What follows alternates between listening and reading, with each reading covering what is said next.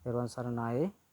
මම හිමෝ ජාලය තුළ දඹුල්ල සමාධි සත්කාර පදනමේ අනුශාසක හාමුදුරුවෝ සුජාතසිරි හාමුදුරුවෝ.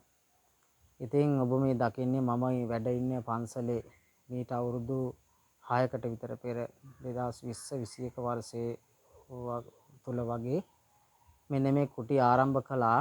නමුත් 16ක් විතර තමයි හදාගන්න පුළුවන්කම ලැබුණේ. ඉතුරු 12 හදාගන්නට අපහසු වුණා.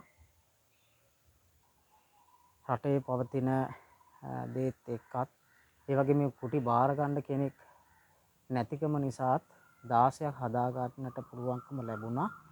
ඉතිරි 12 හදාගන්නට බැරි වුණා.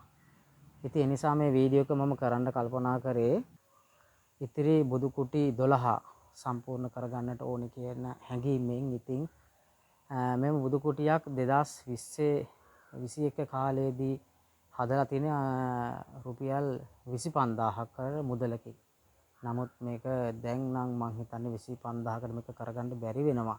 රටේ පවතින ආර්ථික ගැටලුත් එක්ක යම් හේතු කාරණා නිසා මං හිතන්නේ රුපියල් 25000 මේක කරගන්න ඇත්තම කොහෙත්ම බැරි වෙනවා.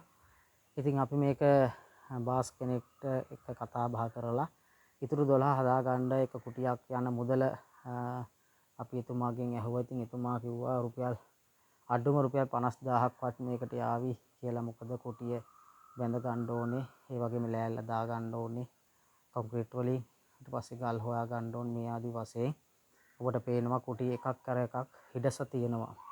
ඉතින් මේ හැම කුටියක්ම වෙන් වශයෙන් හදන්න වෙනවා. ওই විදිහට හදලා වීදුරුව දාලා බුදු කුටියේ තැම්පත් කරලා බුදුරජාණන් වහන්සේ තැම්පත් කරලා ඒ වගේම ලයිට් ඒ වගේම තව තීන්ත ආදී දේවල් ගන්න යන නිසා රුපියල් 50000ක විතර මුදලක් මේකට ආය වෙනවා කියලා දැන් අපිට කියලා තියෙනවා. නමුත් 50000ක මුදලක් එක කුටියකට අපිට හදා ගන්න විදිහක් නැති වෙනවා. ගමේ පුංචි දායක පිරිසක් ඉන්නවා, දුප්පත් අය. ඉතින් ඒ නිසා ඒ අය රුපියල් 50000ක් දීලා මේ මොහොතේදී රටේ පවතින ආර්ථික අපහසුතාවම් මැද මේක කරන්න අපිට කොහොමත්ම බෑ. ඉතින් ඒ නිසා තමයි මේ ගරා වැටිලා පේන ඔබ දකින්න මේකේ මේ ආසනය පවා ගරා වැටිලා තියෙන්නේ දැන්. ඉතින් මේ ඔබ දකින්නේ අර අතර තියෙන කුණු ඔක්කොම වෙන්න හේතුව අතරින් අතර හිඩසක් තියෙන නිසා කියලා අපි විශ්වාස කරනවා. ඉතින් ඒ නිසා ඉතිරි කුටි 12 අපිට හදා ගන්නට අවශ්‍ය නිසායි මේ වීඩියෝ එක කරන්නේ. ඉතින් ඉතිරි බුදු කුටි 12 හදා ගන්නට කැමති කෙනෙක් අපිට දායකත්වයෙන් දරන්න පුළුවන්. මේක මම ෂෙයා කරනවා. ඉතින් කැමති කෙනෙක් ඉන්නවා නම් දඹුල්ල සමාජ සත්කාර පදනම හරහා ඔබට අපිට උදව්වක් කරන්න පුළුවන්. ඉතින් මේ සඳහා ඔබට දායකත්වයෙන් දරන්න පුළුවන් නම් මේක ඉවර කරන්න පුළුවන්කම අපිට ලැබෙනවා. ඉතින් ඒ නිසා හැමෝගෙම උපකාරය අපි බලාපොරොත්තු වෙනවා. හොඳයි.